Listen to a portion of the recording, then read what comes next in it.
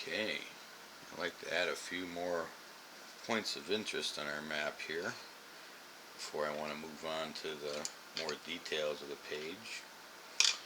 One of the things I did want to add here next to the whirlpool, so we're just going to label that whirlpool. Put a little, like I said, I'm not a very good artist.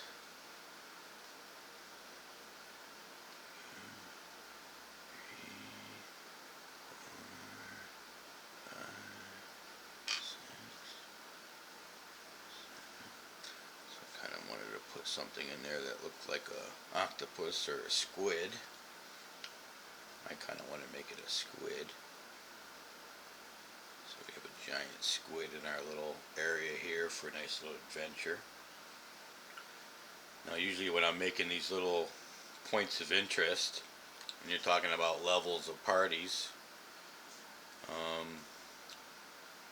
this is where I like to be flexible and adjustable. You know, I just mark it as this is an area of squid, but it doesn't have to be just one giant squid. It could be, 10 giant squids if it's a real strong party. So you have to think of it in that sense when you're putting this together and getting it ready for your adventures.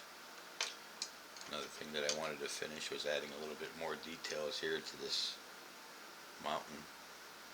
I like to make it a little rough by just kind of scribbling in some little colors in there to fill in the area a little bit, and makes it look a little nicer.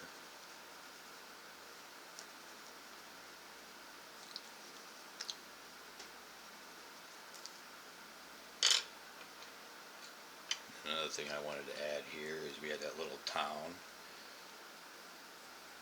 I sometimes do little farm fields by putting little squares like that and kind of filling it in like that.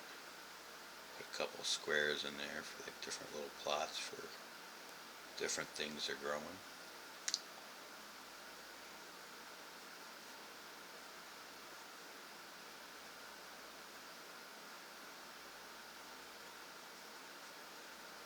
So this little town, they have a little farm area next to it.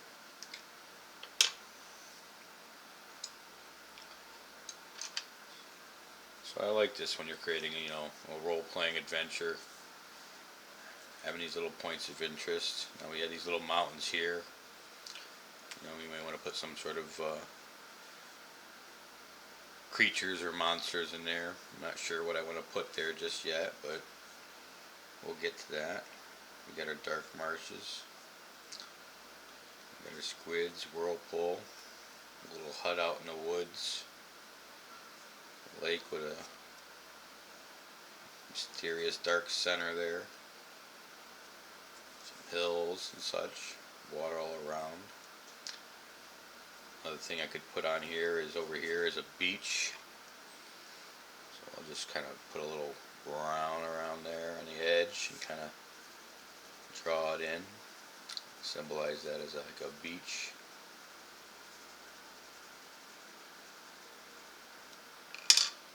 We could put like a little something that looks like a ship. Like I said, I'm not a very good drawer. So I just kind of put where the mast would have came out and the sail. Right on here, shipwreck.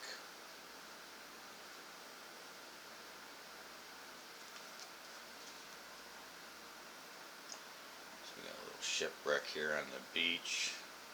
A dark marsh, some hills over here where there's going to be some monsters and such.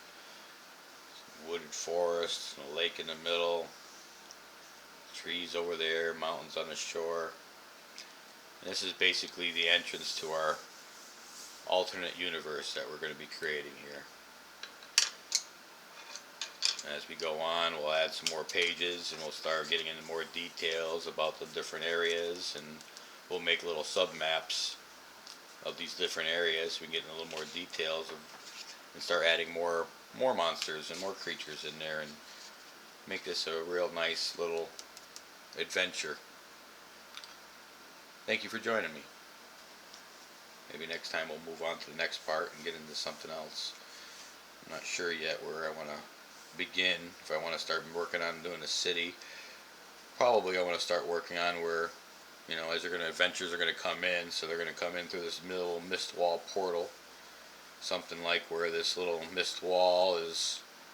So imagine you're on a boat somewhere and you're sailing, and then suddenly the storm comes and there's a big mist wall in front of you and your boat goes through it.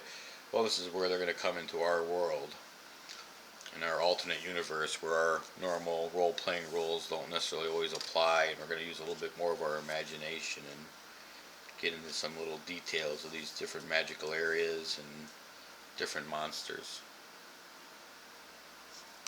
Thank you for your time.